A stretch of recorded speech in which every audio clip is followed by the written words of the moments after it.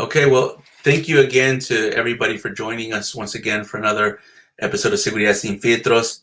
I have a great friend and colleague that's going to be joining us today. Michael PREGENT, who's a senior fellow for the Hudson Institute, has probably one of the most extensive backgrounds in the country when it comes to understanding and analyzing Iranian proxy groups. He has a long bio that's available on the Hudson Institute website that we're going to list. But I want to just read one excerpt of his bio because I think it really shows the depth of his knowledge, where Michael spent considerable time working malign Iranian influence in Iraq as an advisor to Iraq's security and intelligence apparatus, including an embedded advisory role with Prime Minister al-Maliki's extra-constitutional office of the Commander-in-Chief, an office set up to ensure Iranian-backed Shia militia party control of Iraq's security and political process. So essentially with that experience, Michael, you have firsthand experience as a practitioner, as a former military intelligence officer and analyst, but also now as a scholar, being a senior fellow at the Hudson Institute, to help us understand how this can eventually impact us in Latin America. What I like to start, Michael, to begin the conversation a little bit is one, to talk a little bit about Iran's big picture ambitions, their naval ambitions, but just maybe their global ambitions. Iran views themselves as a global power. They've said it and they repeated it and put it in their doctrine. And I think part of that global power is essentially to project naval power. So if you could give us a little quick summary of Iran's naval power projections abroad. I imagine most of that's been in the Middle East. And then maybe where you think they want to go with a potential blue water navy that seems something that they're looking to materialize very quickly. Well, thanks for having me. I just want to say that that position that I had inside of Prime Minister Maliki's Office of the Commander-in-Chief was not to help him with the militias, but to advise the U.S. command of what Maliki was doing with regards to facilitating Iran's takeover of Iraq. So we're seeing, again, we're seeing forced projection by the Islamic Republic of Iran. We've seen harassing attacks in the Persian Gulf, in the Gulf of Oman, in the Gulf of Aden. The IRGC Navy basically supports proxies through arms transfers, through setting up command and control platforms, and they do it on their frigates. So there's a frigate sitting out off the coast of Yemen that basically provides command and control to the Iranian proxies on the ground, the Houthis, or Ansar Allah. And then, of course, we've seen the harassing attacks in the Gulf of, in the Persian Gulf against oil tankers in the Strait of Hormuz. The playbook that the Islamic Republic likes to use is provocations for concessions. They seize oil tankers in the Strait of Hormuz in order to get sanctions relief, in order to get some sort of monetary payout. So this is basically what the Islamic Republic does with its navy. It harasses, it basically extorts money by telling the region, if you want the Strait of Hormuz to be safe, then give us money to protect you from the threat, when they in fact are the threat. So when we look at the IRGC Navy, it's basically a navy of command and control platforms, and also these harassing fast boats, or their corvettes. They are a green water navy, so to speak. They like to stay in the region and harass and interdict. One of their biggest failures in recent history is the 1988 attack on the U.S. Navy by the United States. A lot of people don't know about this or don't remember it. But when Iran was mining the Strait of Hormuz and the Persian Gulf, it was hitting oil tankers in international waters. And the United States started to reflag those oil tankers. And the United States warned repeatedly the IRGC Navy not to conduct these mining operations and these harassing attacks. The Islamic Revolutionary Guard Corps Navy didn't listen. So the U.S. Air Force, U.S. Navy sank half of the Iranian Navy. I mean, basically decimated Iran's naval capability in 1988 in Operation Praying Mantis. And that was recently referenced when Qasem Soleimani was killed, January 2nd, 2020. General Petraeus said the U.S. had restored deterrence and cited Operation Praying Mantis as the last time the United States had established deterrence. And what followed was Iran backed down. Iran backed down once they faced force. We are now seeing these provocations accelerated with the recent move of the Iranian, several Iranian naval vessels trying to attempt to push into the Atlantic Ocean, either going to Caracas or going to Cuba. Yeah, let me jump in right there, Michael. I think that was a great kind of overview. And you mentioned the 1988 operation under President Reagan that essentially sunk the Iranian Navy, Operation Praying Mantis. So an interesting anecdote, one of the vessels that was sunk during that operation was called the Sahand. It was one of the frigates from the Iranian Navy. That is the same name. They renamed their most recent vessel, that's one of the warships that's coming around the coast of southern Africa into the Atlantic, is the Sahand, which kind of is an anecdote to kind of suggest that maybe this is a revenge mission. Now, Iran obviously talks a lot about revenging for that, but also revenging for the death of Soleimani. Let me ask this question then.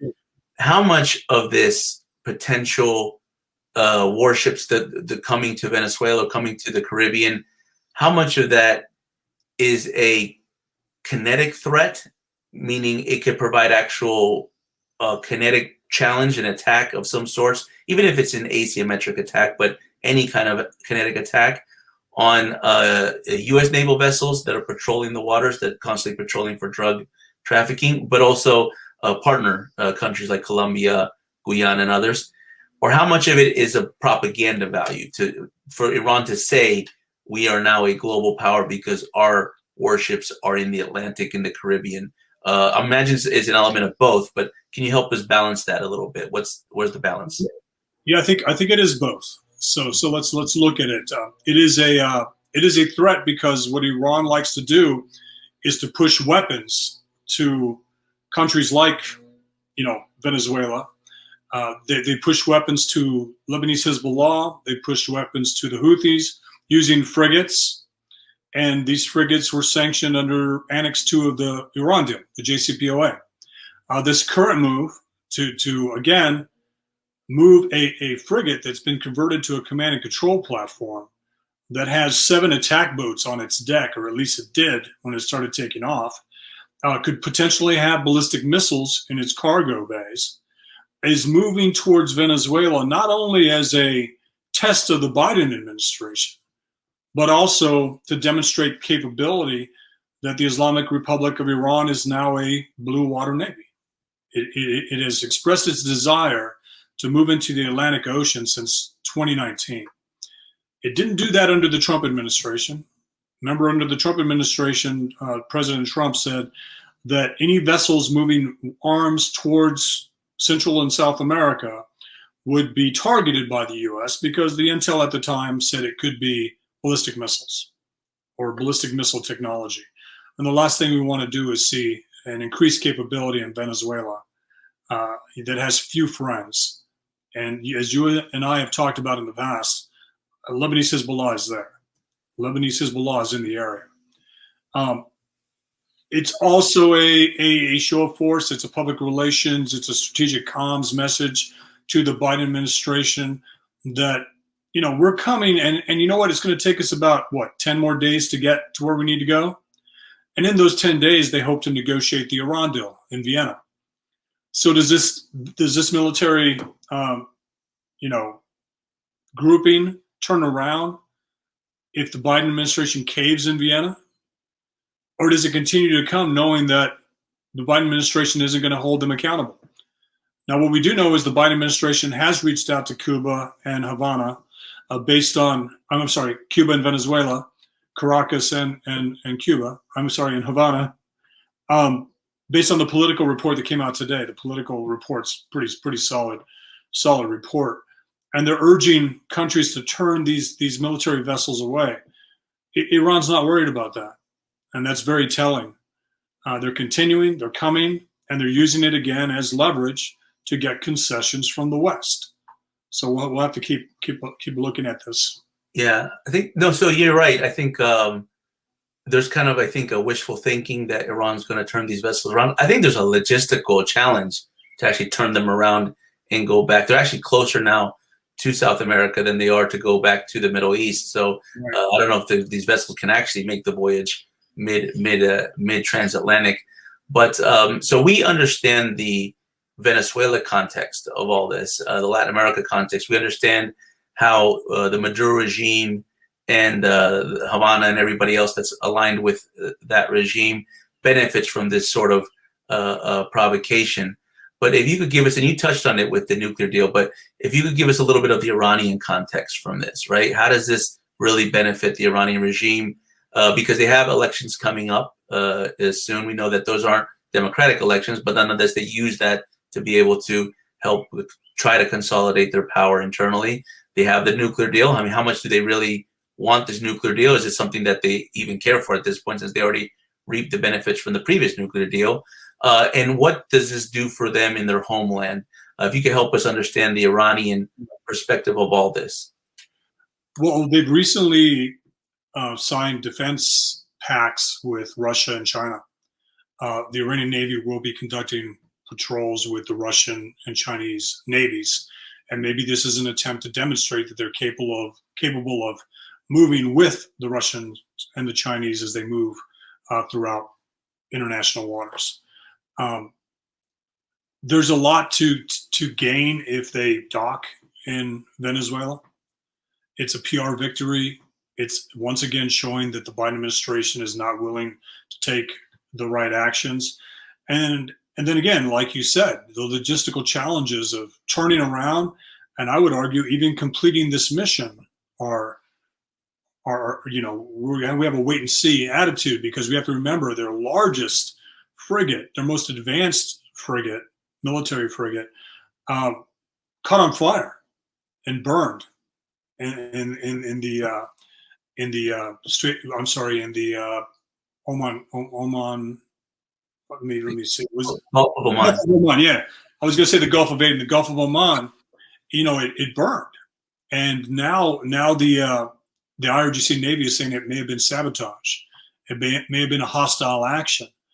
Well, as the U.S. continues to look unserious on Iran, our allies in the region are taking their own steps. So we saw the Israelis conduct the cyber attack on Natanz. This could be a regional ally sabotaging Iran's premier frigate in the area, in the region. We'll have to see what the Biden administration does, because this is a test. We've heard the right language coming out of the White House. Spokespeople for defense, state, and the NSC have said that this is a provocation by Iran, that they shouldn't be coming, but they still are. So we need to see if actions are followed by strong words of condemnation. The Middle East is all too familiar with strong words of condemnation without actions. And that led to 600 deaths in Syria. That led to the fracturing of Iraq, the fracturing of Yemen, fracturing of Lebanon. The region is basically fractured, and Iran is behind it. It's like Secretary Mattis said, behind every bad action in the Middle East or bad outcome, Iran's hand is at play. Yeah, and I think you can add a fractured Venezuela now to that growing list of countries where Iran has put their fingerprints or footprints on that have turned into just more conflict and chaos. Michael, we could talk to you for hours. To be honest with you, you're such a wealth of knowledge. We're going to end it with this, but I want to give you an opportunity to tell this audience. We have a Latin America audience that everywhere from Argentina to Mexico to Colombia and Guyana, countries that are close to Venezuela, that watch our show. and they're always interested in learning more about the playbook and the modus operandi of the Iranian regime. So I constantly tell them to follow the people that I follow, because that's how I get smart on Iran. And you're definitely one of those people, Michael, that I follow. So if you could tell us how they can follow you, how they can read your work, stay up with your interviews, so that they can learn more about how the Iranian regime operates, in particular with its proxies. Well, you can follow me on Twitter at Mike Papa Pregent or MP Pregent. And you can also follow my work at the Hudson Institute. The one thing I would leave your audience with is anything that Iran does in this hemisphere is meant to destabilize and fracture stable governments. It's meant to empower proxies. Iran has no problem using the narco trade to fund terrorism in the Middle East, to fund terrorism in the West. And the more it gets a foothold, along with China and Russia, the more these three countries will work to destabilize the region and make it dependent on Chinese money, on Russian weapons, and on Iranian proxies. It's masterfully said. I couldn't agree more. Be sure to follow everyone, to follow Michael on Twitter. Go to the Hudson Institute's website. You can follow a lot of his writings, webinars, and the events they do. He's also a frequent guest of many cable news shows. Michael, it's a pleasure to have you on. Hopefully the next time, once this pandemic finally is behind us, we can actually bring you to Latin America, and that would be awesome. So looking forward to the next time. Thank you once again, and we'll see you soon. Thanks a lot, Joseph.